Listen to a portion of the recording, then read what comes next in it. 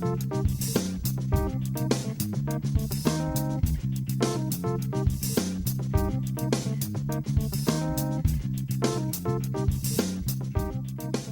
334 of the TV Dudes, recorded May 26, 2021. Who's laughing now?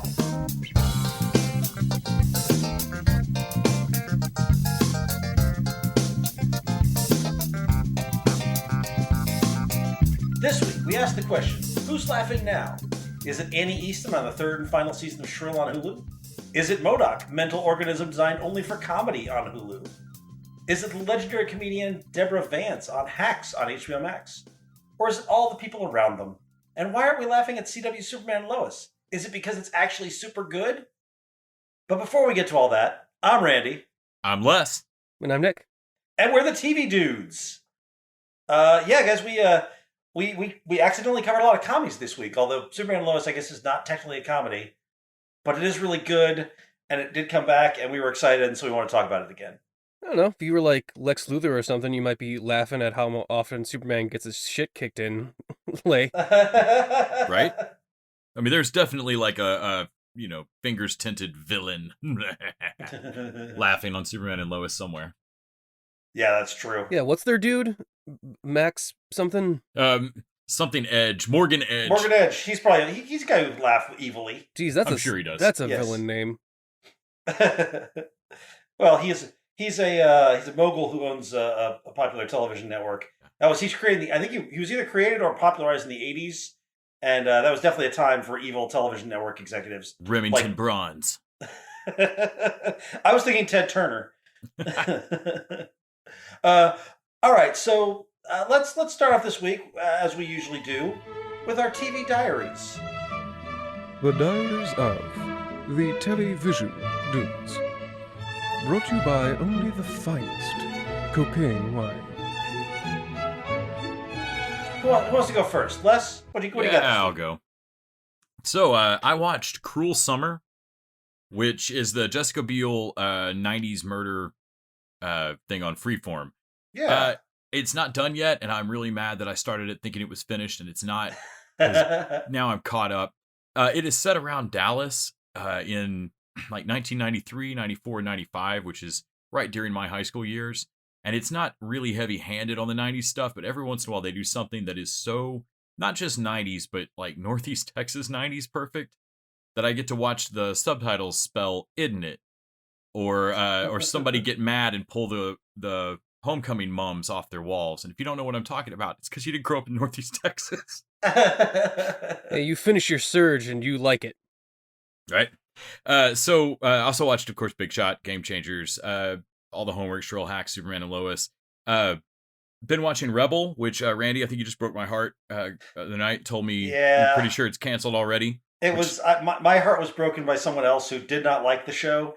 And they're like, I think it's canceled already. I'm like, oh. And then I imparted it to you to sort of get you ready for it. Commiserate, yeah. So you didn't come up against a last episode that this makes sense. Every time the new Rebel episode ends, it tries to suggest the very last episode of Stumptown to me again. So it knew.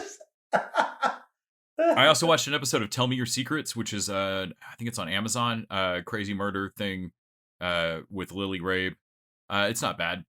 Basically, I'm looking for something in between episodes of Mare right now, which is about to finish, which I'm still watching Mare of Easttown.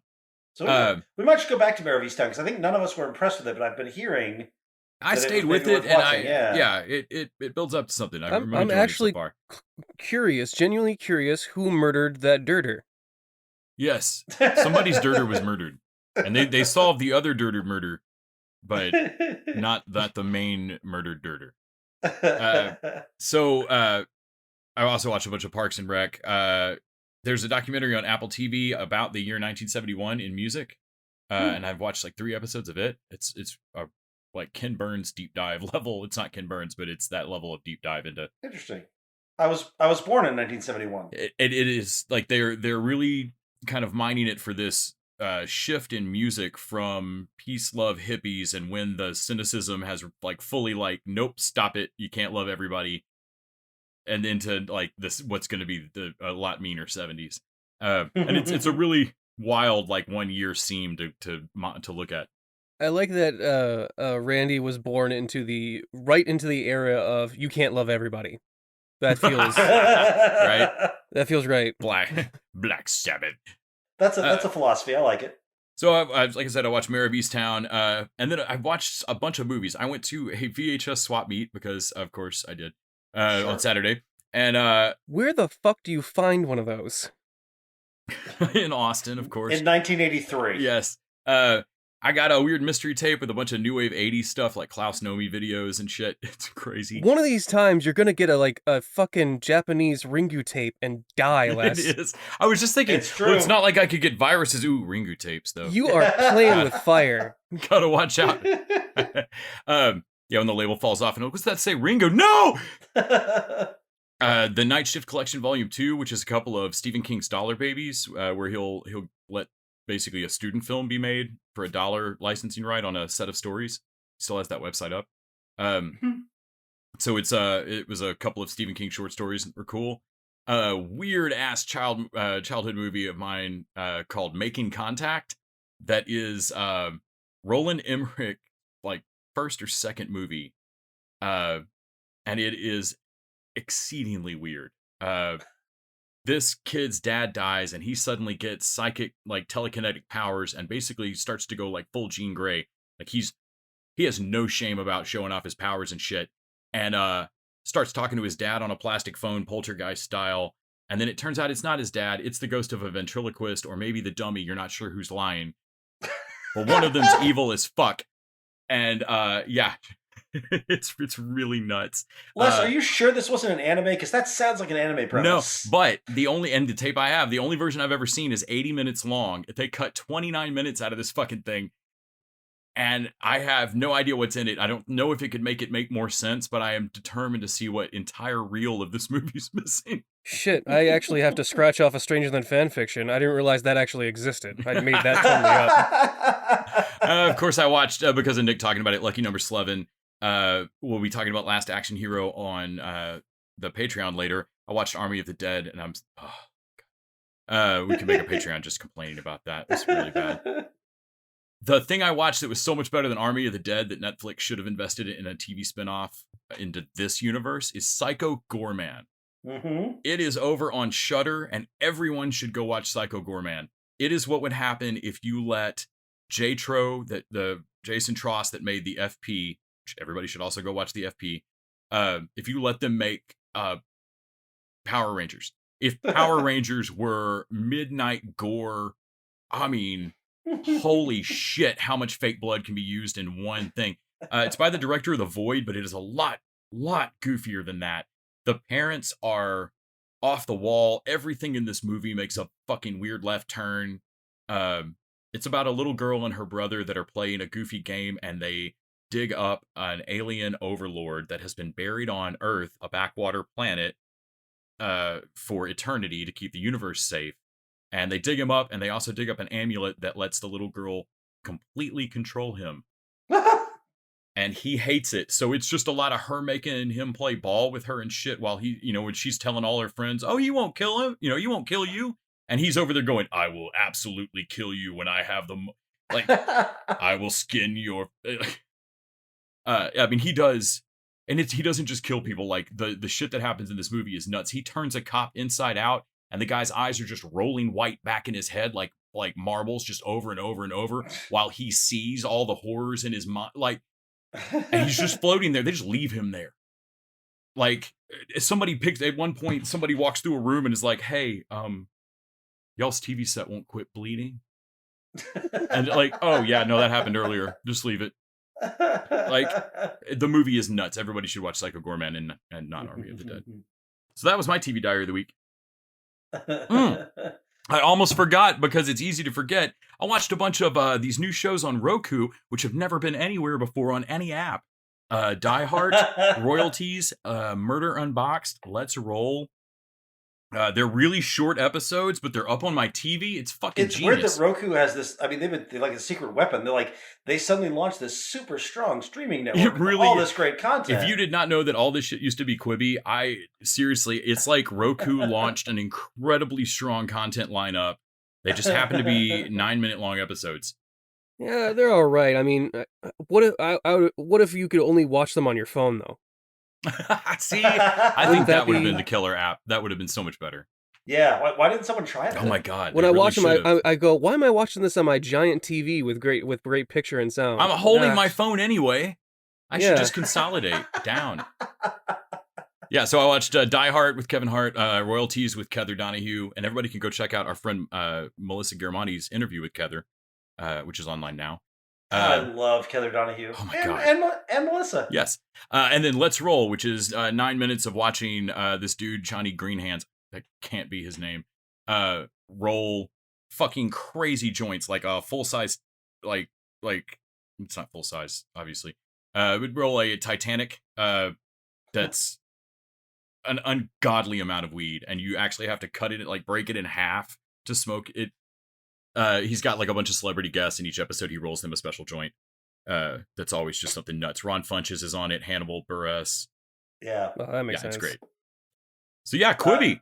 I mean Roku. I mean, Nick, what about you? Let's see. I did not watch Psycho Goreman, although I am now going to have to watch it. Because I can't. I want to see the FP meets Power Rangers so bad. That's Show so up to the good. motherfucking flow up, more phenomenal. oh, now I got to rewatch FP. And how are you supposed to sort your shit out without monster ducks, yo? I got to re-ninja. I don't think Randy has any clue if we are making all of this up. I have no idea what you're talking about. No idea. me and Les saw what was it, a couple actually get what was it, married near the right before the it was before or after FP2? the premiere of the sequel to the FP. That's right. And me and Les both, of course, immediately were like, you know that they're gonna have to reninge their vows. Like 50. Yeah, Oh. okay. Their kid has so much to live up to. Okay, what did I watch? I watched The Muppets. Like I always do. Are there still Muppets? I thought you'd been through all the Muppets. I'm on the last season. I'm on season 5. Oh. Halfway through. Okay, all right. So Okay. pretty soon there won't be any more Muppets updates unless I watch the movies, which I'm probably gonna do. You should Or just call as I like to updates. call them, Mupdates. Yeah. Mupdates. Oh, that's pretty good. Man, I wish I would have thought of that six episodes ago. The only real weird thing this week would be the Swedish chef made spring chicken, which is just chicken that jump around a lot, like have springs on them. And that bit goes so long and it gets so fucking weird. Like it starts off as a Swedish chef joke and then it goes up to Statler and Waldorf, where Waldorf falls off like because he jumps and clucks and jumps off the balcony to assumingly his death because he's like 80 years old. I don't think he could survive that fucking drop. And Sadler goes like, hey, when are you going to learn you're no spring chicken anymore? And I was like, wow, that was such a long way for that fucking joke. And then it comes back behind the scenes where Swedish Chef is just chasing around these chickens and Kermit's trying to like get shit together. And suddenly Gonzo, of course, comes out of nowhere and be like, I feel control over this show slipping. Skiers on crutches and chickens on springs. These are a few of my favorite things. Wait for me, girls! and he runs off screen. And I was like, what? Gonzo? I was Why just did- thinking they've got to address the fact that Gonzo is absolutely like chicken sexual. Like, I love that the joke was always like, it's like a pun or whatever, but then Gonzo comes in and immediately makes it sexual and really weird. And I think Fozzie even comes up with a thing like, hey, Kermit, why did the spring chicken cross the road? Hey, Kermit. Hey, why did the chickens cross the road? Because an angry Swede was chasing him with a cleaver. That's not it. Hey, wait! Yours is better! Man, the Muppets was weirder than I thought. Yeah, I watched, I hadn't watched Shrill before, so I tried to go through the first season of that. Oh wow! So you have not seen all the way through the season we watched? Did you get through season 1? Yeah.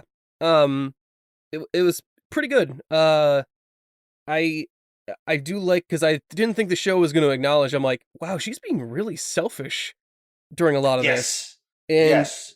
I didn't think the show was going to address that. Like, I was going to be supposed to be on her side the entire time. But then the show turns around, like, oh, no.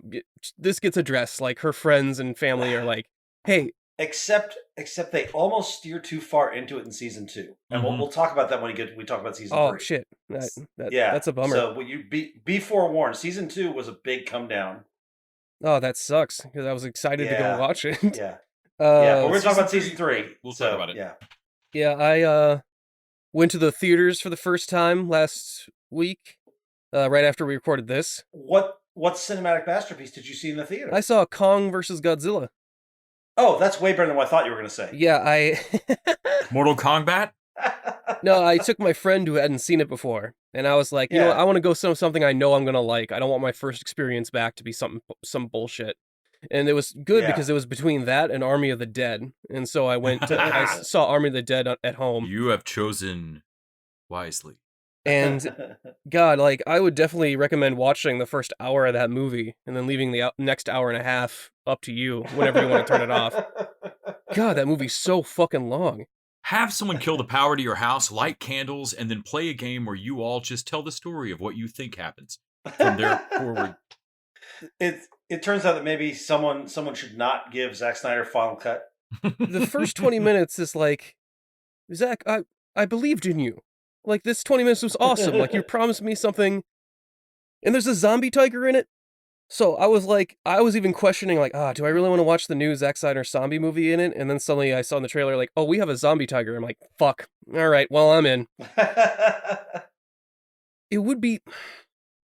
Dave Bautista is such a great actor, actually.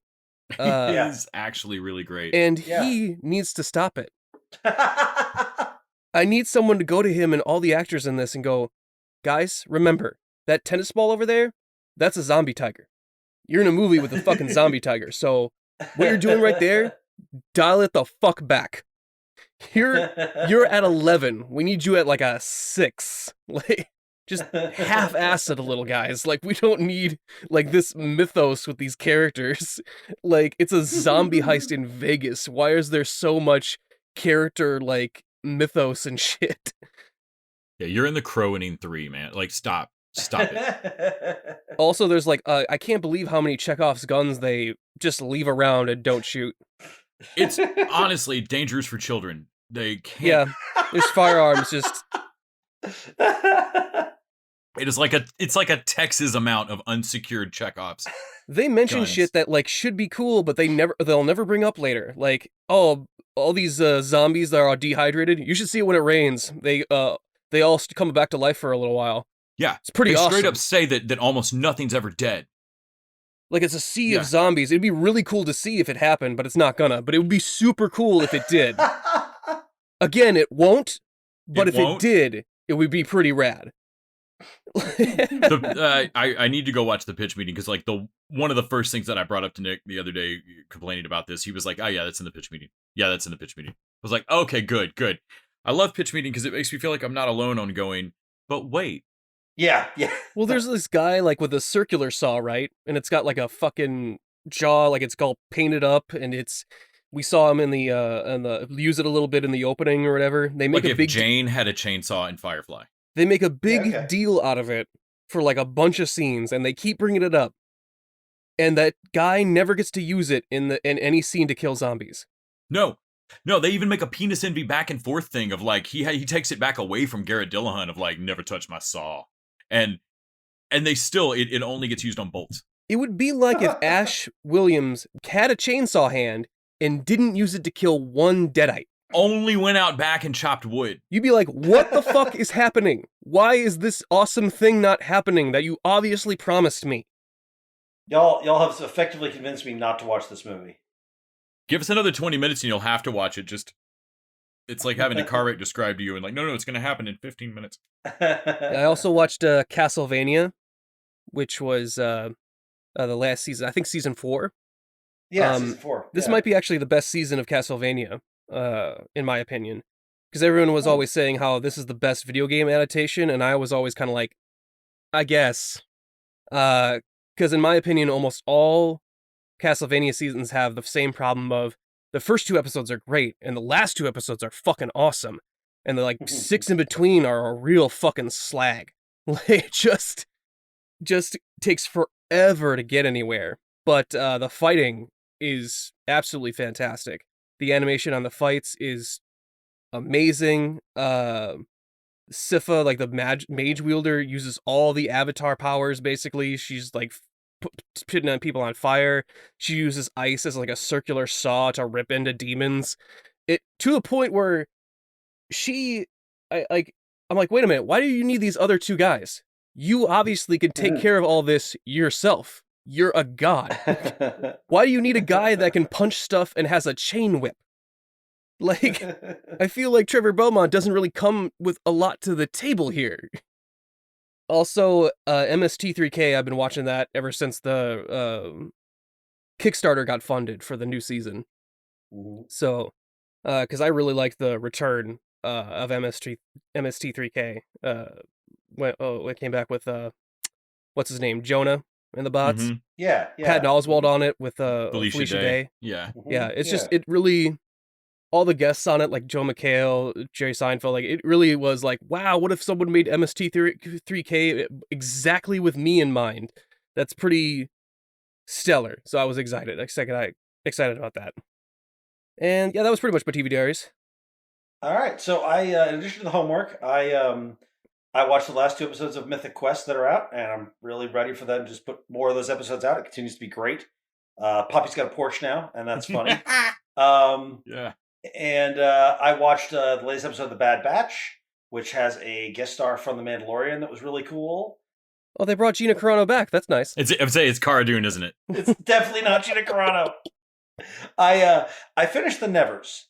So I want to talk a little bit about this, and I'm going to offer a couple minor spoilers. So if you don't want to hear that, just skip over.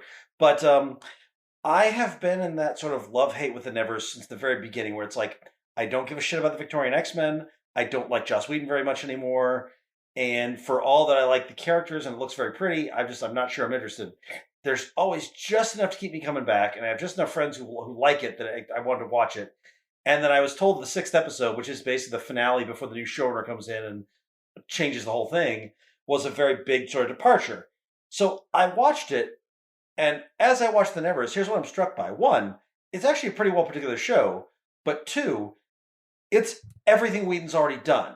Like, it is straight up like everything. There's X-Men nods. He straight up rips off the Dollhouse to do his big twist episode where he jumps around in time and reveals that this is all about the inevitable end result of the technology and not the actual technology. Like, the big reveal is that the aliens are like benevolent aliens trying to uplift the underprivileged on this world and make the world a better place, and that's why it is all people of color and women and queer people, and those are all the people who got powers. And I guess that aristocrat guy that I guess is autistic, maybe. He's got some neurodiverse. Yeah, that's yeah. So the reason for all this, they jump to the far future. They do all the crazy like jargon where you don't know exactly what's going on, but it's clear it's like post-apocalyptic. They're at the tail end of like everything's gone bad, and they reveal that Amalia True is not Amalia True.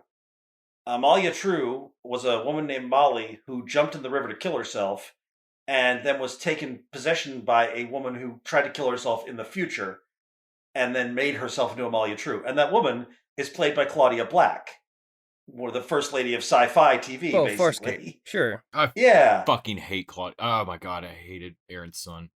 Oh, well then you're definitely not going to like this, because she's basically this badass in the future who just basically goes back and becomes Amalia True. And the thing is, I like Amalia True. I like this origin. I like the idea. But everything around it feels so much like everything I've seen before. I can't believe they just straight up Epitaph 1. Yeah, they straight up Epitaph 1. Dollhouse this. And my friend who watched it, she was like, she's super into it, partly because it is so queer forward. But also, she was like, yeah, they did this huge thing. And I was like, oh, it's just like what they did in Dollhouse. She's like, oh, I never watched Dollhouse. I'm like, oh, okay, that makes sense. Yeah, you're fine. You haven't seen him do this trick before. Yeah, it's weird. That's like 1/4 of Cable's backstory. Yeah. Like, she's the main reason, Aaron Son's the main reason I don't want to rewatch Farscape. I love that show, but like her acting hits a particular, it's like watching Wiley Wiggins in Dazed and Confused. Like, he's not doing a bad job, but there's only like a narrow band he can move in, and I feel like she's just this one note curmudgeon again. Anyway, I don't know if Yeah. it was the writers or her, but by the end of Farscape, I can't stand I feel like there's a reason that she does mostly voice acting now. Yeah, and what kills me is that like to a person, I don't have any nerd friends who don't think she's amazing. I guess I've never seen her before. I heard the name. I but think it's I've never mostly seen because of her. Farscape, but like she's beloved. Yeah. She's in every Aaron Sun geek is thing you've ever beloved. heard. Like she's a voice. Like in Rick and Morty, she was at Yeah. the planet full of women, Mhm. the Amazons. Right, She's the right, queen. Right. Yeah. It's like So it's she was good in this. I liked her in this, and I like the new version of the character. But yeah, I was like, man, this is like, it was a long time to get to a reveal, and I'm like, there's like maybe 2 episodes of story here, and you spread it out over 6. So I don't know. I'm gonna go back just to see what a new showrunner does with it, because there's a setup for something interesting here. But I don't know. I was not taken with it. I feel like that with what you're talking about, that and Jupiter's Legacy, is the fact that even though shows are getting shorter like they should, there's still a bunch Yeah. of boring shit. Like Mhm. the pacing is exactly the same, only shorter. I don't know how that Right. works. No, it's like instead of having 22 episodes, you're like, oh, okay, well we've got 7, so we should write a 3-episode show. Yeah, that is so crazy. Like the whole reason to do a tighter show is so you can get everything and get to the good stuff, and they did not. I also went back to Glee. I started watching season 5 of Glee, which I've never seen all the way through. It's a little clunky in season 5, but the music is still good, and Supergirl's in there, and that's cool. Oh, right. And then I forgot she was in finally, that. I wrapped up Zoe's Extraordinary Playlist, which has its season finale. Hopefully not its series finale, though it does feel like a series finale. Like they definitely tie everything up if they wanted to. But great. The romance and the relationships in this show are maybe the most realistic I've seen. Like they're grown up relationships. Like people actually act like people should in relationships, and they things don't always go smooth, but they don't have to invent a lot of crazy made up, like, oh, I saw you cheating with my sister. It's just people have legitimate differences, and how do they deal with that? And are these people good together, or should they be together even if they're good together because this other thing doesn't work? Like, it's such a great treatment of that. They do great work with grief. They do great work with Maggie, the mom character, who basically is like having to deal with the loss of her husband and what she does after that. They bring in, I want to say, is it Bernadette Peters, I think, as a sort of friend of hers, and she's great. Plus, again, the music is great throughout.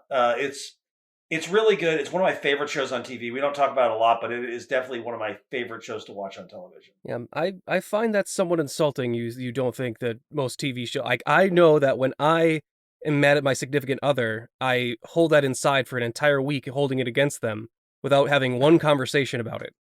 Oh, are you like Barry Allen? Is that what you do? Sure. Always keep that lie up. Never.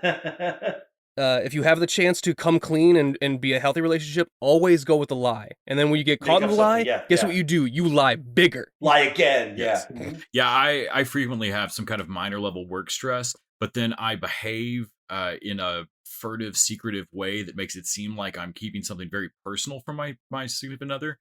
Every time. Yeah, it always works. It's great. But yeah, so yeah, highly recommend. People who have not seen it, it's all on Hulu, and people should watch it.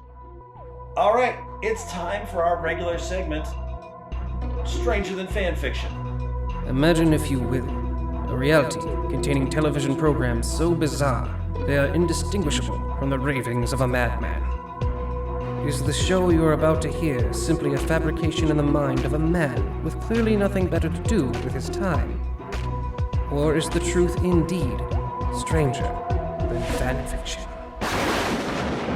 Oh my goodness. Well, it is time once again to discuss one of 2 shows that I have here. One is real, one is from the depths of my maddened mind. And it'll be up to you to decide if the show I'm about to talk about is either fake or indeed stranger than fan fiction. Randy, it is your turn to pick the show. It is H and G this week. I'm gonna go with G. All right, G. Okay, here we go. Oh, great. This one's a new one. So this show is it's our first harem show on TV Dudes. That's exciting. So I love Randy's face of like, oh, here we go. Oh no. So this kid, he's about to go to school for the first time in Japan, some sort of like finishing school, or I don't know, they do high school differently over there. I forget what it is, but it's like super important. He needs to get there at a certain time before classes start or something. I'm pretty sure that people fight in their high schools. That's what and sometimes wear skimpy outfits. I think so. I mean, I can Although only assume that's just a show. That's just a show that Mandy made us watch. maybe. Well, I'm sure it's not just that show, but yeah. So he falls asleep at the bus station, and a guy picks him up. A strange man just picks up this sleeping child, and no one fucking says anything, but fine. And takes him on his bus that fucking goes through a fucking teleporty thing, and takes him into a some sort of pocket dimension, because apparently there's a bunch of dimensions where monsters are real. Like they all come from different dimensions where their monsters are like the predominant species, and they jump around, hop dimensions, and some of them live in the human world because they're half monster, half human. And I have a lot of questions about how that works, but we'll get to that. And so this kid wakes up in this monster-infilled school, and he's like, what the fuck is happening here? And the principal, I guess, is the guy who came to get him. He's like, oh, we're very excited to have you, Mr. Vlad. We've never had a vampire of your level here before, and it's very exciting. He's like, I'm not a vampire. I'm a person. I'm just human. What? Yeah, I'm not. Mr. Vlad, this isn't a funny joke. Okay, one, my name is Vlad, which I think is a pun in Japanese. I'm not sure. They do that a lot. But he's like, oh, he checks his paperwork. He's like, oh, shit. Well, you can't go home because the dimensional portal does not open until the next semester. So that is, it's like, okay, so I'll be out of here in a couple months. No, that's a semester in your time. That's like, what is it, like 2.5 years here. And he's like, what? I gotta be here for 2.5 years? He's like, don't worry, it's fine. Most of these people won't eat you. So, like, we just gotta keep you out of some of the classes. And it's basically him trying to survive long enough to where he can transfer back to his school, because the principal promises him a transfer to the school of his choice, which apparently is, again, a much bigger deal in Japan, because he goes like, oh, okay, well, definitely, which I don't know. It would be nice to get into like an Ivy League school, but would you risk being eaten alive in order to get into one? If you got sent accidentally to a JUCO so bad that it's all monsters. And this character would go, dude, you have not met my mom, okay? I would rather be eaten slowly by monsters. And so he ends up, because he's the only human, he actually is pretty popular, because he's the only one that's ever been there before. And apparently there's like a spell on the school that puts people like, their monster halves are less powerful just so that they don't destroy the school constantly with their powers. So his strength isn't limited in any way. And so his athleticism isn't limited. So he's actually a lot faster than most of these monsters, at least in the school. So when he gets into a fight with one of the werewolves, like, he ends up like, he's really scared at first, but then it's like, oh, it's kind of like that scene in Spider-Man and where Peter Parker fights Flash, and he realizes how good he is at fighting. Like, he just sees the slow motion, like, huh, okay. Yeah. And that causes him to meet his first girlfriend, which is a werewolf chick. And she claims him, which starts this whole thing, because she claims him as her mate. And so anyone that wants to get with him will have to fight her. And that is basically the premise of the show, is more and more girls keep trying to want to like basically be with him and are willing to kill in order to get him. And he is almost no say in this whatsoever, which is kind of funny, but also really fucked up and dark. Like the what was it? The ghost chick, like the half ghost girl, which I don't know how that works. How are you half ghost? Who fucks a ghost? And Dan Aykroyd. but she's like, no, I'll be with you. We'll be forever. Don't worry about it. And you'll live forever because I'm going to kill you. Like, what? Well, you can't be a ghost with me and not be dead. And so you're just going to, I just have to kill you a little. It's not like don't be a bitch about it. I had a girl tell me that in college. It was a lie. She killed me all the way. Yeah. Don't trust those half ghost girls. They're crazy, Do especially not the trust half redheads. ghost girls. And you can't tell if they're redheads because they're translucent. I love the mummy chick. The mummy chick is into bondage, which is the only way you know she's a mummy because she doesn't have to wear these bandages. And I'm like, wait a minute. So if you weren't into bondage, you'd just be like a regular zombie or something like that? I don't know. Just be a desiccated corpse, except you're super into bandages. And in order to be with her, he has to mummify for a couple centuries. Like, it'll be fine. Once you're mummified, then we'll be together and it'll be great. And of course, he can't say no to any of these women because he asked them straight up. I think he asked one like, okay, so what if I picked one of these women over you? What would you do? He's like, I would understand that, you need to follow your heart and everything. And also as a monster, I have to kill her and you after that, for my pride. But if you want to go that direction, that's fine. Again, you have to do you. You do you. And I support your decision, and I will have to kill you. So it gets more complicated as like he gets 7 girls into him, and he's trying to figure out like, okay, do I like run away, or do I pick one of these girls that's stronger than the other ones, or do I decide like to pick one of the girls that I don't have to die in order to be with? Because he actually isn't really into any of them in particular, at least not in the season I watched, because it's in season 2. I haven't watched it all yet. And the start of season 2 is the best because the kid he replaced, Vlad, shows up and as like a late addition to the semester. And he's like, oh man, you had no idea what I had to do to get here. And he thinks that this awesome hot vampire is his ticket to get out at least of some of these harem girls. Like, okay, if I can get some of them interested in this guy, this hot, unbelievably cut, just dreamy looking vampire, then I can like at least reduce my problems by half. And so he spends a whole episode talking this guy up and like just singing his praises and like, look at him.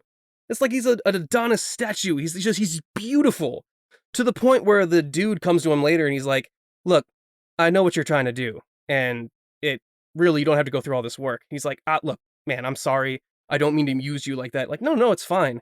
I think you're hot too. And he's like, I'm sorry, what? Oh, wait, shit.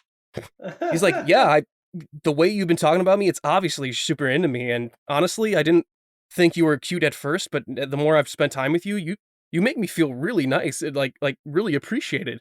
And as a vampire, I never get that. So yeah, let's do this. And he's like, mother. And I assume, obviously, if he picks anybody else, the vampire would be honor bound to.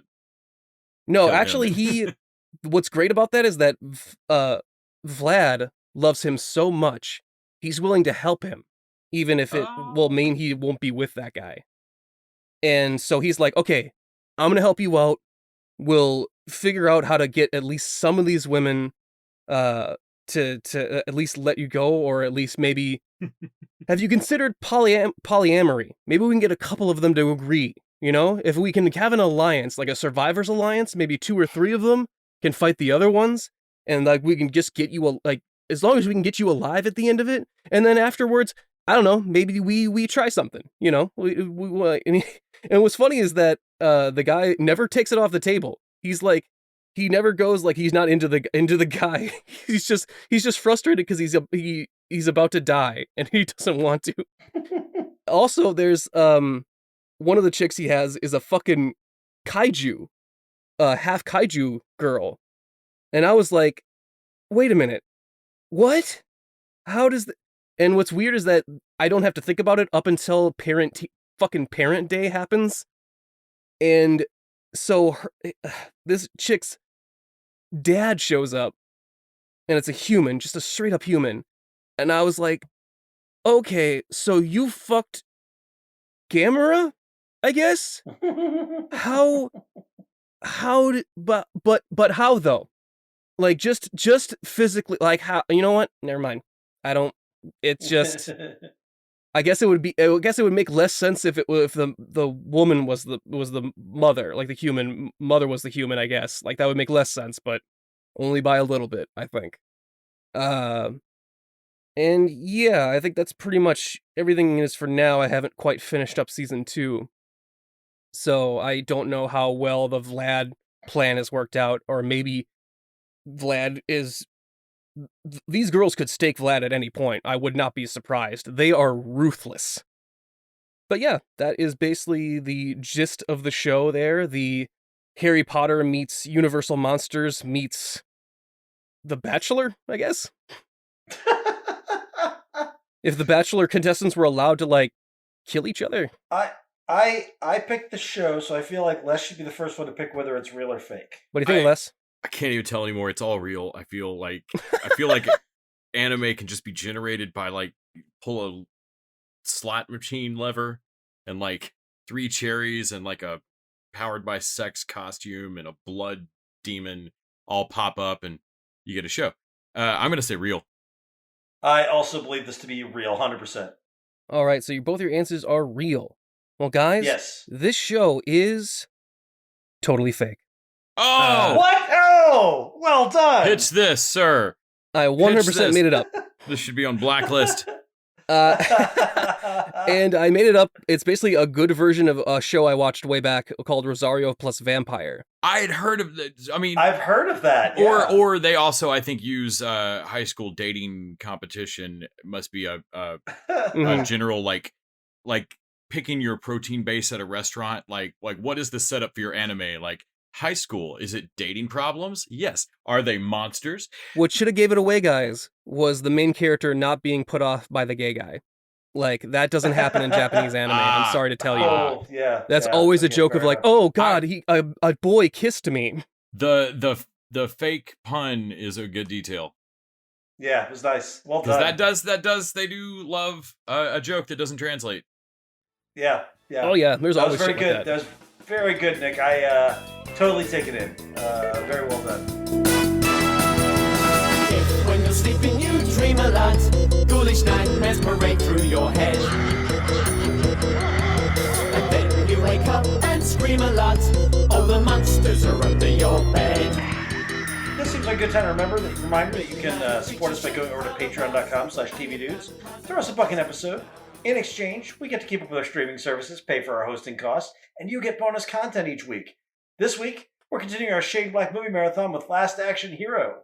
Yes! We also have our $20 shorter level, so if there are shows you want us to store to the rotation, you can buy it at that level, give us a couple of ideas. I should mention, since there's been a little bit of confusion, that while we love if you want to stick around for more than a month on that, all you have to do is pledge the $20 shorter level for 1 week, or one charge. Make sure you're charged for $20, and at that point you can change back to a different level. I think the easiest way to do it is toward the end of the month, you can set up for that level. Patreon will charge you and then go back before the next month comes. I don't know exactly how Patreon charging works, but you do not have to stay on for like a year or 6 months. We're super happy if you do, but you only have to be on there for a couple of months, and then you get your 2 shows a year. And I think Mandy has us doing Jujutsu Kaisen soon, and I know that there was someone who messaged us who has actually been on there for a little while, and I told him that because he's been on there for a little while, he can actually give us more than 2 shows. Oh boy. So we'll have some new stuff coming our way. Is there enough anime in the world? It does not have to be anime, will to be he clear. Take advantage of our Funimation account? Oh God, what? No, we don't have a Funimation account. That's not true. Pretty sure It's a we do. lie. Nope, it's a lie. I mean, I set it up myself, and I think I paid Nope, for. I have. Yeah, I made sure that even if I'm not here, you're paid up for a year. So No, I Son of a bitch. I haven't checked into it, but it sounds fake. It sounds like Quibi, like a thing that doesn't really exist. All right, let's get to our new business, and let's start off with season 3 of Shrill over on Hulu. I think you and I, we both really enjoyed season 1 of this, and I know Fanny, I think, really enjoyed Yes, this. Right? it was one of the rare shows. She does not binge watch shows the way I do. It was one of the rare shows that we sat down to watch because she really likes Lindy West and had read the book. And we sat down to watch it, and we got like 2 or 3 episodes in, and she looked over at me and was like, "So we're just finishing this tonight, right?" Like, I mean, yeah, we can because Hulu's cool like that. Yeah. So yeah, I absolutely flew through season 1. Same here, and loved it. And it was like something I'd never seen anything like it before. And her parents are great, played by Julia Sweeney and Daniel Stern. Daniel Stern. And I liked her. I love to hate her doofy boyfriend. Oh God! And yes. I like John Cameron Mitchell. I love to hate him as not Dan Savage. And I liked her buddy at work. Like it was a great cast. It was a really good show. They did some really interesting things. And then we came back for season 2, and I think we were both super disappointed. Yeah, and not because season 2 is outright bad. It's just a terrible. huge drop from season 1. Yeah. It just suddenly became just a show. And they also, I think they focused heavily on how selfish she was. I think they dialed that up a little bit too much. And I want to sympathize with her a little bit more than that. And so I thought that they went too far with her selfishness and her sort of like self-involvement. And that makes sense. I think that was probably Lindy West maybe thought that was like an arc that she went on. Maybe there was like, she's like, yeah, I got too big for my head got big or something like that. Coming back for season 3 though, I felt like that first episode back was exactly dialed in. I think Lindy West wrote that episode and Carrie Brownstein directed it. Yeah. And it was on all cylinders. It was great for me. The only real misfire episode for this season for me was the Separatist compound. Yeah. It made her character, made Annie dumber than she is on the show usually. I mean, when she shows up in the shoes she does and stuff, and I was like, no, you're a better reporter than this. I don't know what else is going on with you, but you're better at your job than this. Same. And the thing is also, they used it to do a cancellation arc.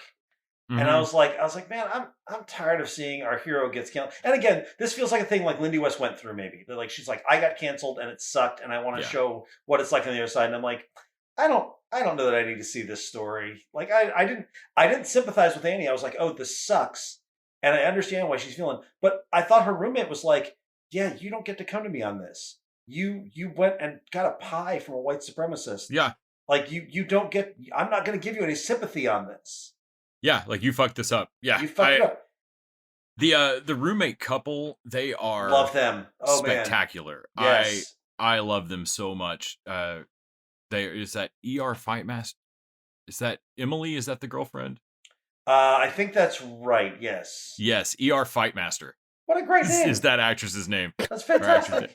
I don't know their pronoun. But they're absolutely awesome. Them. It looks like They're also on Work in Progress, which is another great show. But holy fuck, they're an amazing couple. Yeah. Their sex tape they make is so great and awkward. Yes. Just in general, at every turn, they're just an amazing couple. I love her just kind of wandering through and being like fucking brutally, awkwardly honest about shit sometimes. Yeah, I thought I was a little disappointed that we basically only got like a cameo of Julia Sweeney and Daniel Stern this season. But that's just because they were so amazing in season 1. I thought they went too heavy on John Cameron Mitchell's character. Like, I went from love to hate to actually hating him. I was tired every time I saw him. Season 2 did a lot of damage to his character for me. Yeah. And season 3 didn't give enough recovery. But I do love Patty Harrison's Ruthie, who feels like she could be with Joe from Mythic Quest. Like they could go on a bonding trip for psychopathic assistance. Somewhere between Thelma and Louise and Natural Born Killers. Them and Audrey Plaza from Parks and Rec. Yeah, for sure. Aubrey Plaza from Parks and Rec would be like, you all need to calm down. Like she's positively sweet compared to these two psychos. Yeah. Yeah. They'd send the car over the edge of the cliff, but with two total strangers taped inside. It took me a long time to Yes. figure out Ruth was her friend. Yeah. Yeah. Because I was like, oh, this is the mean chick in your office. But then I'm like, but then no, she's part of the friend group. Like, she hangs out with them out of work, like, chooses to. I'm like, oh, okay, Yeah. wait, you willingly spend time with this obvious psychopath There's something deeply broken inside that will Ruthie. definitely poison the Yes. office water cooler at some point. Oh, speaking of weird psychos, is it Dana Milliken who plays Kim? Yes. She is like the secret weapon of this. She comes in and does all these awkward things. You're like, oh no, she's probably got bodies in her basement. She's hilarious to watch anytime that they're together. I think, and Annie does have sort of the social awkwardness where she cannot let things go.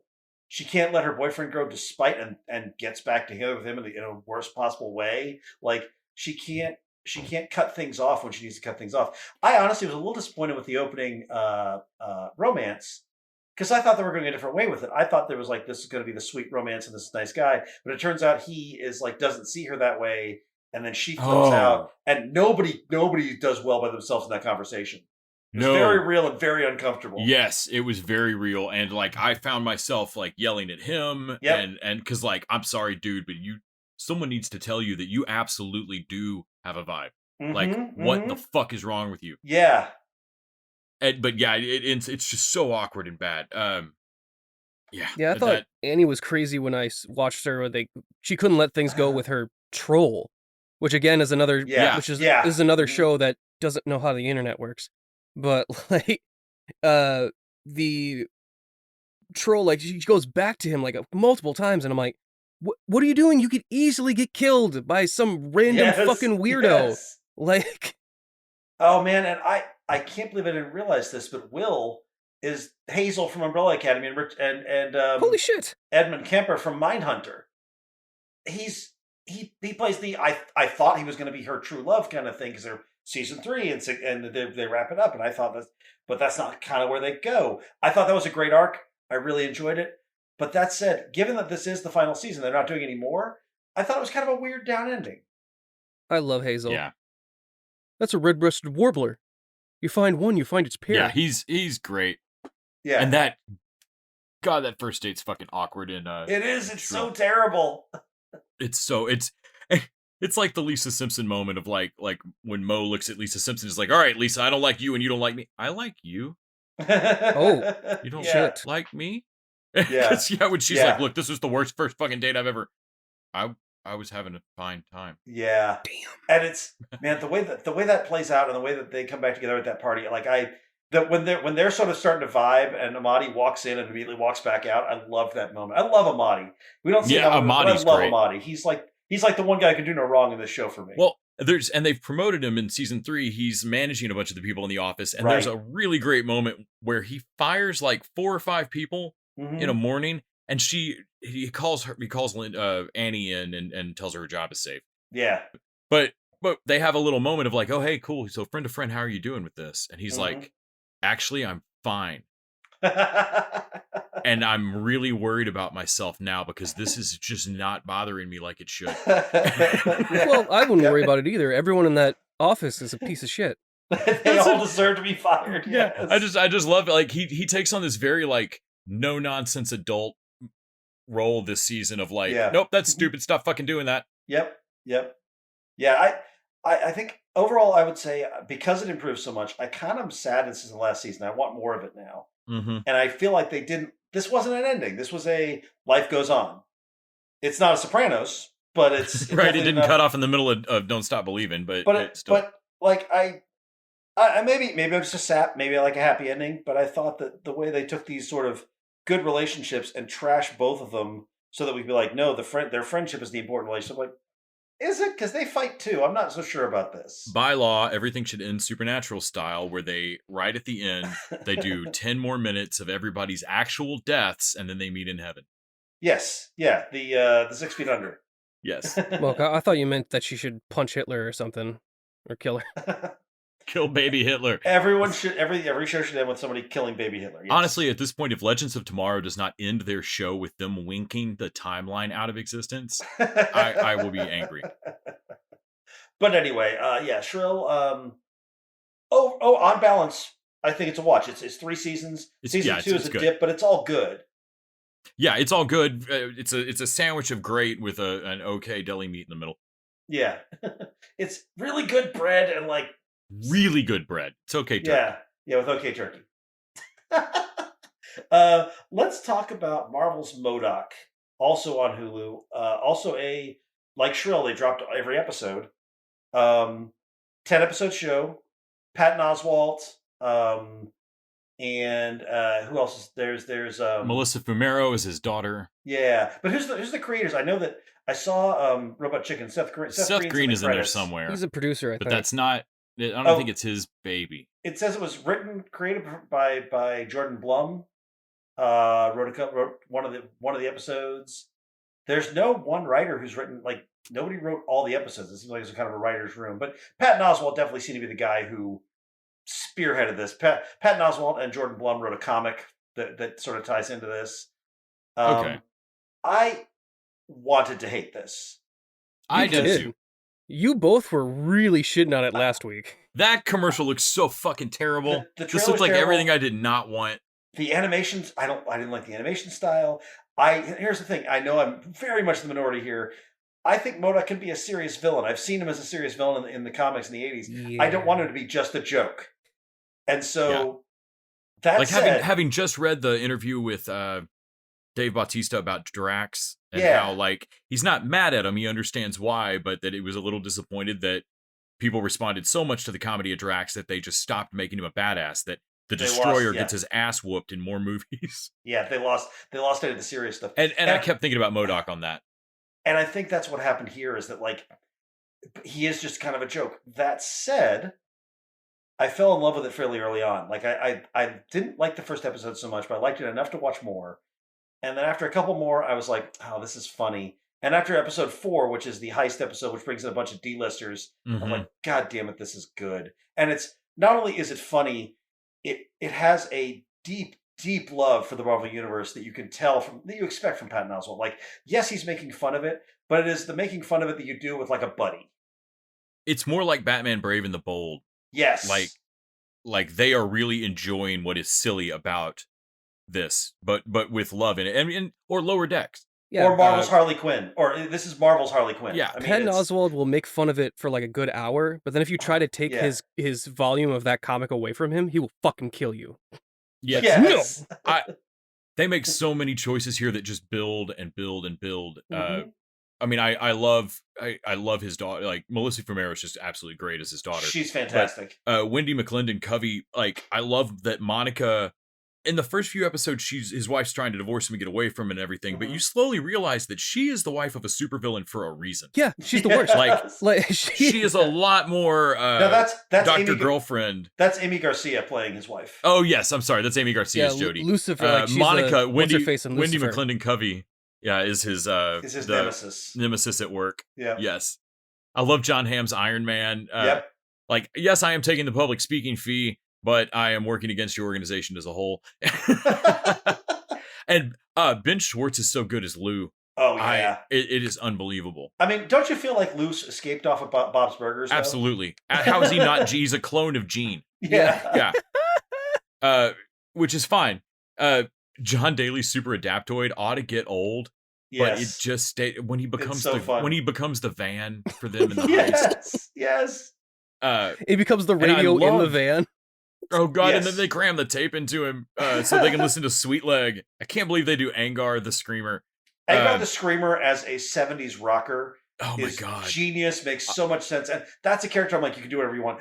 The Armadillo was one of the first characters I read in a Captain America comic, like very very early comic, and so I have a fondness for him. But he is a doof, and not only do they nail it, they do the joke that only if you have read the comics this is funny, where he runs off in the middle of the heist to go chase his ex-wife because he thinks she's cheating on him.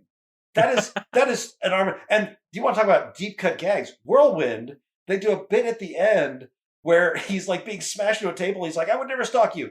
Okay, but except I stopped the Wasp. I did stop the Wasp and She-Hulk and She-Thing and okay, yes, and it's like those are all comic references that are deep nerd, and I appreciate wait, he that. did all that? He did all of that. That is not made up. At the end of the fucking one of the Wonder Man episodes, which they already took the Guardians of the Galaxy 2 deep cut of having Nathan Fillion be all the Simon Williams posters. Yes. And have him voice Wonder Man here. Yeah. But when he storms off at the end of one of the episodes, he's like, now I gotta go to an alleyway and slam a dumpster lid on the Tatterdemillion's fingers. Yes. And that pirate-looking motherfucker that he was, like, the homeless dude in the costume that he was screwing with, that is Tatterdemillion. That is a character from Marvel. Like, from West Coast Avengers, where Wonder Man was in. I will say this. I felt like Wonder Man is the one thing, and maybe it's because I have a fondness for him, but I felt like they fucked up with Wonder Man because it's an easy joke, and they didn't make him Wonder Man. It was Captain Hammer. I mean, his whole I don't like the homeless thing, which also hits wrong just because of what's been going on in Austin. Like, I don't find that shit funny, I guess. But yeah, it was like, they did him a lot more Captain Hammer. I don't think they know what to do with Wonder Man yet. I was like, man, I'll be pissed if that's the only Wonder Man we get because of that. That's my biggest worry about that. I'm like, did you just fuck up a perfectly good B to C list character for a dumb joke that really this could have been anybody? Yeah, that's one of my problems too. Is that as funny as the show is, you could sub out MODOK for any other supervillain, and the show doesn't change.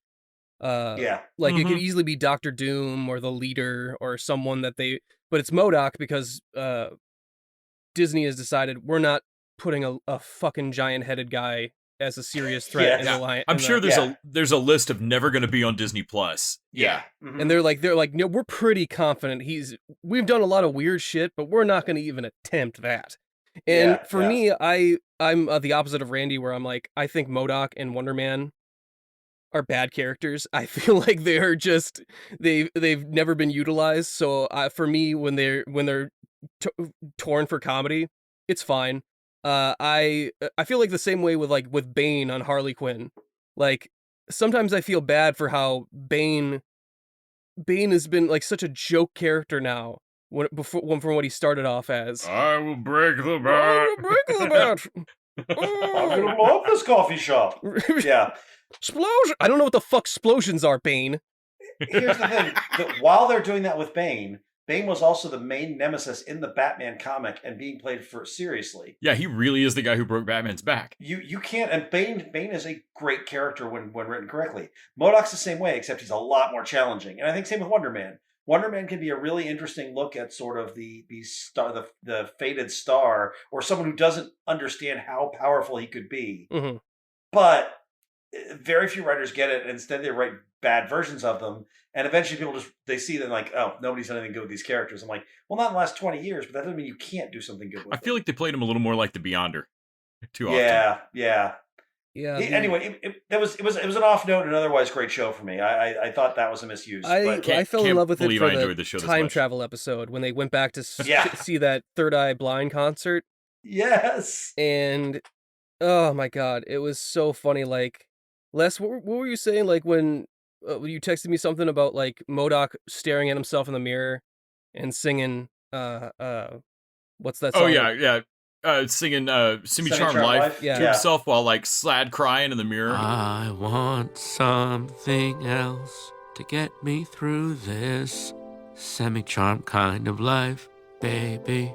I want something else. I'm not listening when you say goodbye. And then I love that Super Adaptoid coming. Right?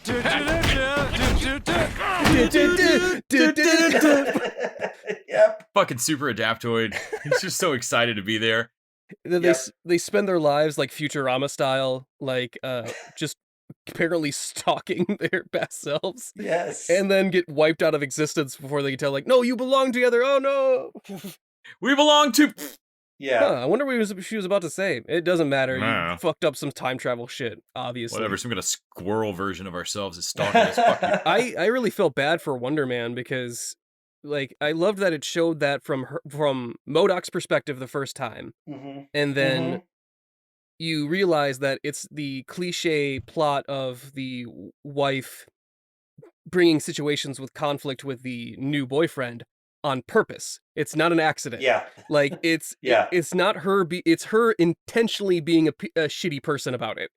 And I was like, that's pretty funny. That's a joke on her being the wife of a supervillain. That's a joke on story structure for sitcoms. That joke works on many levels, and it's really funny. And it makes me feel bad for Wonder Man, because Wonder Man was kind of like, but I was kind of into you.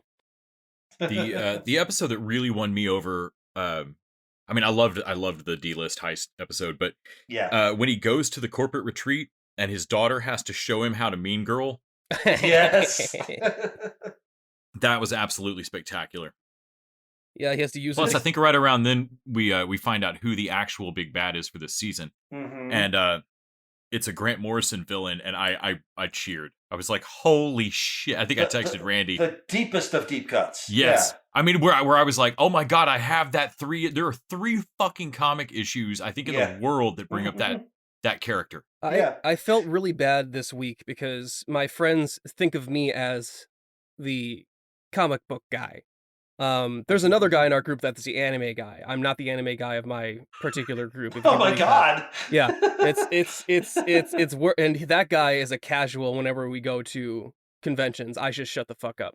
And it's just Nick with cat ears on, and you never see the two of them in the same room at the same time. Nikkatsu. Nikkatsu. Where's Cat Ears Nick? Oh, you mean Nikkatsu? He's not here. Nikkatsu Neko.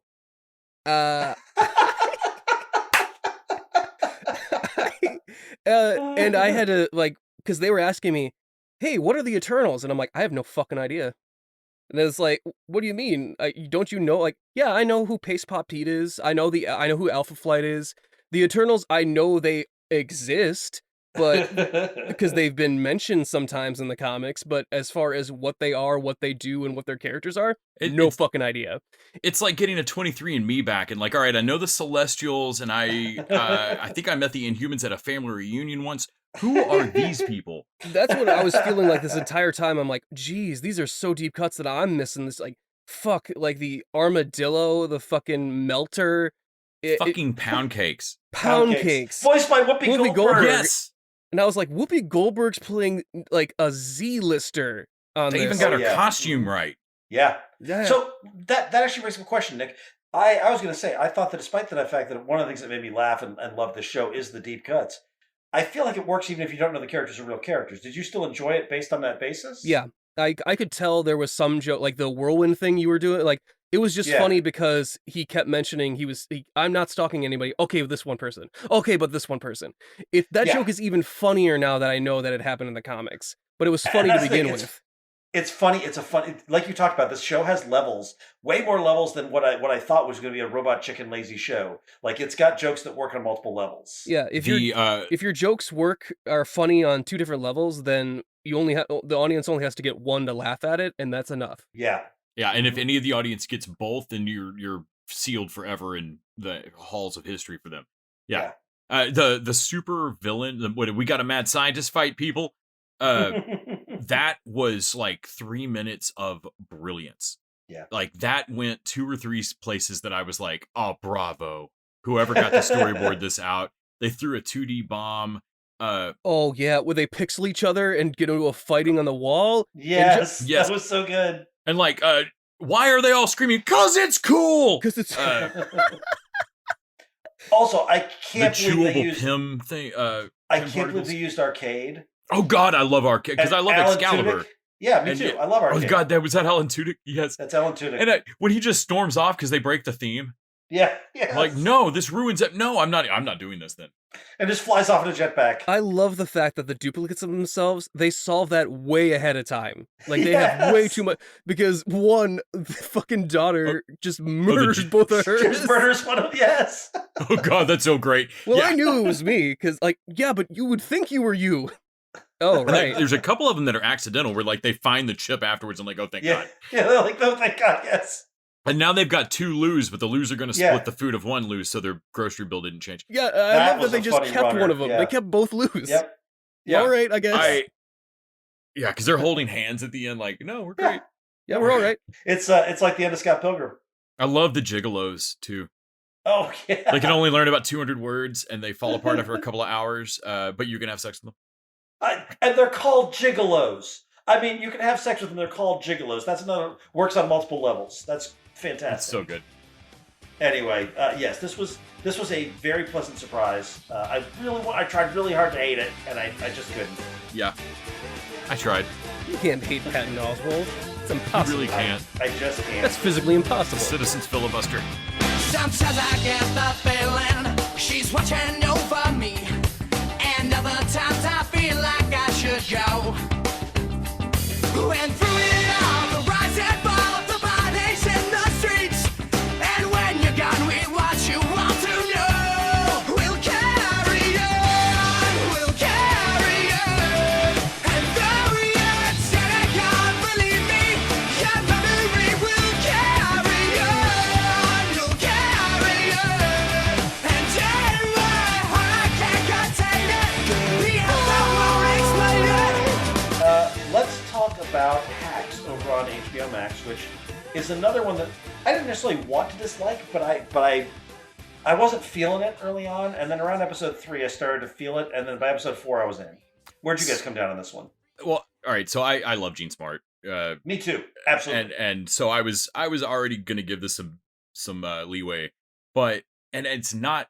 I'm not saying that this show is Ted Lasso by any stretch, but it has what I feel now is this Ted Lasso moment. Like there was a moment in Ted Lasso in the first or second episode where Higgins, where the Caesar salad the pun. assistant makes a Caesar salad pun. Yes, and Ted like is already out of the office and he hears it and he runs back in like, yes! Because he's just so excited that someone else on the show is on the same wavelength with him. At the end of the first episode of Hacks, she finally gets the young, like, Deborah Vance, Gene Smart's character, storms out and is like, well, you got to tell me what the joke is that got you canceled, that you say ruined. Because the young girl's going on and on about how this joke ruined her career. And like, you don't even have a fucking career yet. What is this joke you think ruined everything? Yeah. And she tells her, and yeah, it's offensive, but I was really afraid, because the name of the episode is There Is No Line. I was really afraid the show was going to go on this Chris Rock rant on canceledness, yeah, ruining you should be able comedy, to say whatever you want, regardless of the consequences. And I love the way they came down on it, because Gene Smart's character looks at her as like, oh yeah, no, your career should be over because that joke is not funny and you're bad at this. Yeah. That was the moment I was in too. Well, actually, it was after that where she. Actually, it's right after. So she does that. Yeah. She drives her down, and I was like, "Thank God that," because that could have gone in a direction I did not. So the Ted Lasso moment for me is right after, like, because the girl's like, "Well, fuck you then," and goes out and starts to leave, and she has to drive down the long rich lady driveway out the property, and you see Gene Smart coming up behind her in a Rolls Royce, like a bat out of hell, and like swerves in front of her and cuts the car off and makes her stop and jumps out and then yells like 4 better versions of the joke. They workshop the joke. And then they workshop it back and forth until they come down on the right. They're never going to use this joke anywhere. No, they just but fix like, it because they they need to. Yeah. And then you see that they both need to fix this. Mm-hmm. And I was and I had that was when I was in. I was like, you know what? I want to watch these two people figure this out. So that was what made me watch episode 2, because I thought most of the episode was a little, I don't know, HBO-y. It was basically like HBO Max. It's okay, but I definitely, I was like, I'm not feeling this. I love Gene Smart and I like this lead actress, but I'm just not feeling it, and I can't figure out what the tone is. But then they get to that moment and they workshopped. I'm like, okay, that just bought you another episode. And then episode 2, is it episode 2? Episode 2 has the antique dealer, right? Yep. Yes. And again, I wasn't into most of the episode. I was like, it's taking too long to get around. They're developing. They're really slow building all their characters and all their stuff. It ends. But the way it ends with her and then she comes and she has the thing, and I'm like, God damn it, that bought you another episode. And then episode 3, again, I was starting to feel more in episode 3, but episode 3 has that ending where she's watching her old special of her pilot for a talk show. And that shit's genuinely funny. And it's funny as hell, and it's warm. And also, you see this moment of Ava realizing, oh shit, she got her heart broken. Like, this is what she wanted to do, and then she didn't get to do it. And that's what turned her into this sort of hack comedian. And she's like, she realized that people only wanted one speed from her. They did not want this sort of warm talk show host that she was capable of being. And so she went into the hack thing. Her talk show host show was 20 years too early. Oh, yeah. Yes, yeah. Because yeah. my immediate reaction was, this is what you ought to do with the free nights that they're taking away from you. You need to do Yeah. a talk show now. And maybe they will. I won't be surprised if that's the arc of the season. Yeah, and maybe they will. But then by season 4, by that won me over. And then episode 4 has this moment where she calls her, and the two of them do like a When Harry Met Sally, like talking to each other. And I was like, oh, when she flips over to the same what are you watching? Law and Order? Yeah. What episode? What channel? Oh, I've seen this one. It's the so. Like, well, fuck you. I haven't seen it. Oh, whatever. She's not only just spoiled this one, you just spoiled all of them. Yeah, and I love it because I've done exactly that to someone before, where I've gone, well, no, I mean, it's the biggest guest star in every episode. If their name is before the thing, then fuck you, Weiler. It's them. Like, yeah, I really liked it. The only problem with me is that I think Randy, you said something about the tone. I don't know what the message is sometimes they're bitching about how tough it is to work in comedy in general and to work as a woman. But sometimes they're shitty for like apparently, and I don't know what they're trying to come down on. Like she yells at the girl, I think when they're about to go on the helicopter, like, no, you don't know what hard is. I had to do a bunch of this shit. And and it's like, yeah, but that doesn't give you excuse to treat her like shit. You're still an asshole. Like you're just facilitating the same bullshit. Don't you know that? And I don't think they really came down on that. They try to make her like the adult in that, like, oh, you're just a child and you don't know what hard actually is, to excuse her shittiness. Here's my gripe with the writing on that. They know they've got Jean Smart. They can have Jean Smart do almost anything. She can juggle kittens and chainsaws, and I'm still going to love her because she's Jean Smart. And so I think they let her be. They're like, it'll be funnier if she's a real hard ass, and it'll make it more rewarding when the two of them bond. And that is true, but it's unnecessary and it's somewhat unpleasant at some times. Well, Shooter McGavin is 100% right. Shooter McGavin's not doing anything wrong. And I know that actor has another name, but I will never remember it. I don't know who you're talking about. Ted McGinley? No. Christopher McDonald. That's it. Okay, you're talking about the casino owner. Because she gets all upset and ruins a legit thing for him because he wants to give her less shows to try new acts.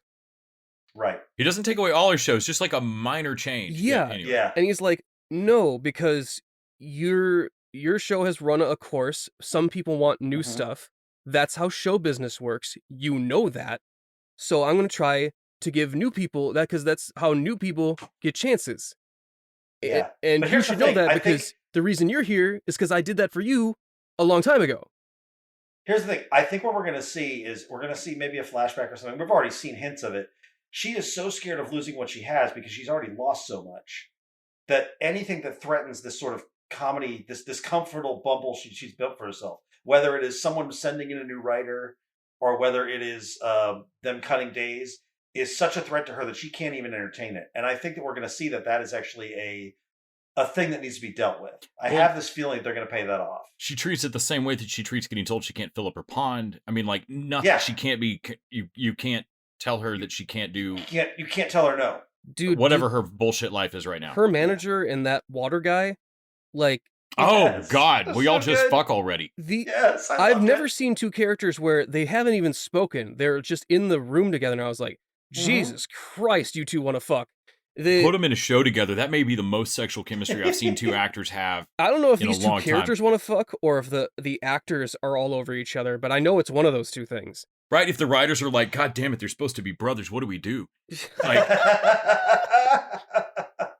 also, I feel like they're underusing Caitlin Olsen, but that's because she was on the Mick and she was on Always Sunny and she's amazing. Yeah. And I feel like she's got more to do here than be the spoiled daughter character. And I don't need an Ivanka Trump. I do like the jewelry episode. It's fun. It's good, fun. Yeah. And it shows a little bit of I mean, not that it's hard to put that together, what's happening there. Yeah. But it shows a little bit more of like the dysfunctional show of love between, like, Jean Smart thinks she's doing something for her daughter, but it's also just like, that's not parenting, right? Yeah. Also, they have their own little sideshow, but every time the agent and his assistant, who is actually the daughter or niece or whatever. I love the assistant. I don't like the agent. Love the whole. He's kind of sloppy. He feels like an extra out of Entourage. Yeah, that's like it's like an Entourage show in the middle of this other show. Mm-hmm. But I do love his assistant that he can't I do love fire. the assistant stuff that he can't fire. Yeah, that cracks me Is up. your phone ringing? Weird. Weird. Like- and yeah. I like how it goes through showing the boring parts of writing jokes and stuff, like just the construction of it. Like no, it's not like a bunch of people sit in a room and just crack each other up. There's a lot of construction and like thinking about who the joke should be about, where it should focus, how far it needs to go, and Yeah. I like that they show like her doing a pizza place opening, and the chick is all down on it, and is like, I mean, really, how much is this? He's like $100,000. Holy fuck! Yeah. Like 100,000, And then that's 2 of my mortgages. them barking at her of like, we need 20 jokes on side salads in 10 minutes. in Go. 10 minutes. Yeah. And I also love that episode because it's the episode where she sends her ex the nude, and I love that fact of like, I just don't think you need to send a boy a nude just because he asked for it. Okay, it's a girl and she didn't. Honey, you gotta know that's worse. She has this realization she of like, roasts oh, her fuck. on that bus too. Like, And they're getting mileage out of the generational thing in a way that's interesting because it's not the joke is not that Gene Smart's always wrong. Yeah. Which would be the easy joke. The easy joke would be that the millennial is in touch with everything and that Gene Smart's always wrong. Or that the millennial is always out on some dumb shit, and the Gene Smart is the one that knows the real wisdom. And no, Gene Smart's fucking out of it too. Yeah, it goes back and forth. I love that she calls Gene Smart out on the fire thing. Like, no, don't make a joke about that. It's demeaning to you, and he's like, oh, what do you decided to do? You don't get to decide what's demeaning to me. Like, oh yeah, if you didn't care about it, you would open that package from your sister that we got. Yeah, she's like, she calls, she's like, you do care. You want to pretend you don't care about it, but you do care about it. You just don't want to face that you care about it. Yeah. There's as it goes on, the show gets deeper, and I'm definitely on board at this point. I feel like HBO Max should probably be putting out 4 episodes of their shows because this has been the pattern. This was the pattern with Love Story. This was the pattern with Made for Love. Made for Love, yeah. This is the pattern for HBO Max originals, which is I need 4 episodes. You guys need 4 episodes of runway before I can see what you're doing. Yeah, they seem to have a problem really getting their up and running. But once they hit their mid-season, like the mid-season for Made for Love, I was like, I'm in this for the fucking finale. Yeah. And I'm pretty much into Hacks at this point. I'm like, I'll finish it out. So yeah. All right. So let's talk about our final show for the week, and that is Superman and Lois, which returned with 2 episodes back. I have only seen 1. There's a big spoiler in this latest episode, which I've asked them not to spoil for me. So we're going to kind of dance around that. But the one I've seen largely had to do with Jordan basically being an angsty teen danger to his brother and to everyone else. And it's one of those things, again, you're going to have to be more Superman specific. That's like every fucking episode. I feel like it'd be so easy for them to make this annoying, like for me to hate Jordan. Oh my God, I really should. I said that in the first episode. I can't believe I like the kids. But they do such a good job of making it understandable. Like, he's going through some shit that nobody else has gone through. Like, even Superman was not like the same thing. He was an alien from another planet. This kid's half human, and he has a brother, and he's not adopted. Like, it's a very different thing than what Clark Kent was. And I think they're doing a great job with it. They're dancing on a knife's edge for me. Because Really? Okay. Jordan is a character I haven't come down on yet. Because I'm like, you annoy the shit out of me. But then you'll have one scene where you'll describe what you're going through. It makes the previous scenes like, okay, I get why. But one of these times you're not gonna pull out of the nosedive, and I'm gonna fucking hate you for the rest of this show. It hasn't happened yet, but one of these, I don't like Jordan enough to really forgive him everything he does. What's funny is I feel like John is the other side of he's the so forgiving. He's so much like Clark. Because he finally gets to be quarterback. Like, things happen, he gets to be quarterback. He throws a great game. Things are about to turn around for him, and his brother fucks it up for him, and he's mad at him. But he doesn't feel like he still understands where his brother's coming. That is a level of empathy and kindness that only Clark Kent is capable of. Yeah, I mean, the latest episode had a real good moment between the brothers where, like the hearing thing, like Jordan's like the thing, and it was like he used it to spy on his they say his not girlfriend, and he gets all butthurt about it. And Jordan like just like, you know what? Fuck you. Like I've been lying for you, standing up for you whenever like, and all you do is bitch at me. And he has this whole rant of like, you know how much I've been doing for you this entire time. You know what? Fuck yourself. Like just. Yeah, and it's great because, and it's not that Jordan means to be spying on him. Like he's trying to figure out a thing to focus on. De Niro is here, like all the things. Yeah. And he focuses on the girl. Yeah. And it makes total narrative sense. And of course you're like, oh shit, this is about to be a bad middle minute of a conversation to drop in on. And of course, Jordan does the bullshit of jumping to conclusions. And but when they have that moment, I was surprised, like John yells at him and can see his brother's like wincing from the hearing and goes ahead and slams his fist into the wall one last time of like, fuck you. Yeah. Like I can put you on your knees, you stupid little shit. Yeah. And gets to treat him like the little brother he actually is. Yeah. And 10 minutes later, something happens where Jordan screams in pain and John's right there because they're brother.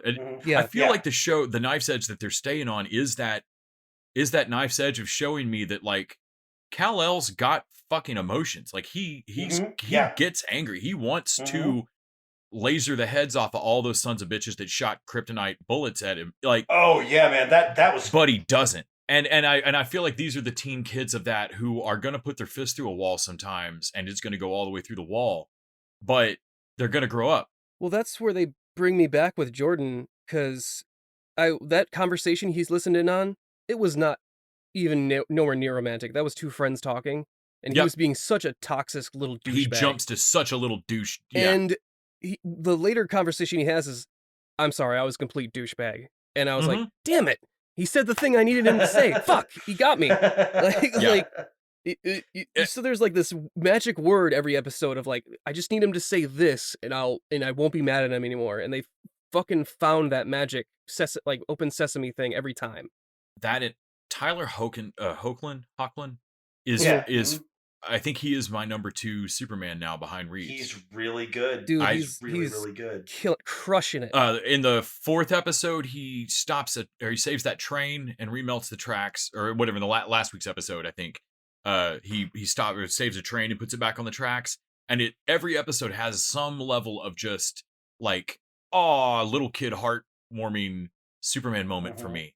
Whether it's lowering the car or the iceberg or what. In the latest episode, a Superman stepping in and out of moving cars and never gets old, ever. Yep. And so I love him stepping out of a moving car. There's a van of mercenaries in front of him. He just takes the van of mercenaries out of the situation, and so like you just see him step out of a moving car. The van just goes foop away. It just ends up on top of a cliff. Yeah, he leaves it on like a mesa, and then you see this like chemtrail airstreak behind him, and then like 3 boom like as he gets far enough away, he then like sonic booms it. It's all just perfect. Like you can think through your head of like, these are all the considerations Clark is making. Like he dropped them off there. He's not doing a sonic boom over a town. He's like there's all the, he's thought through all of this shit, and that he's got a whole fucking training thing of 10 years of Jordan learning to do it if Jordan wants to do it all. I can't believe, yes, this show is a CW show and it is on CW, but there's something slightly different. And I'm not saying they aren't going to lose that edge somewhere, but right now they've got it. This season is better than other CW shows.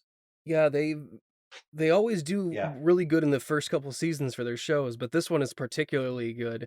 I will say that there's a weight here. It does have the weakness of what episode is this? That we were 5 or 6. They took a weird break. Yeah, I think 6 or 7 because of COVID. I watched till episode 3 for the previous TV Dudes episode, and then I watched episode 6. I skipped like 2 or 3 episodes, and I was not lost at all. And I was like, that's a pretty CW thing of like, I know exactly what happened previously, and they didn't progress the story that much that I wasn't really into it. And you missed some cool visual stuff happening, but you didn't miss anything so complex you couldn't make the jump. Yeah. Right.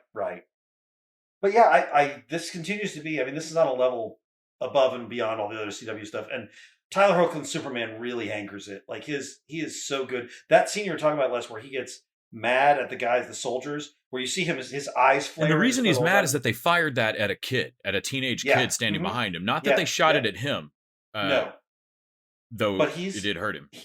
He gets to, so he does the scary thing. He's like telling us, look, I could crush all you guys right now, and I need you to know that.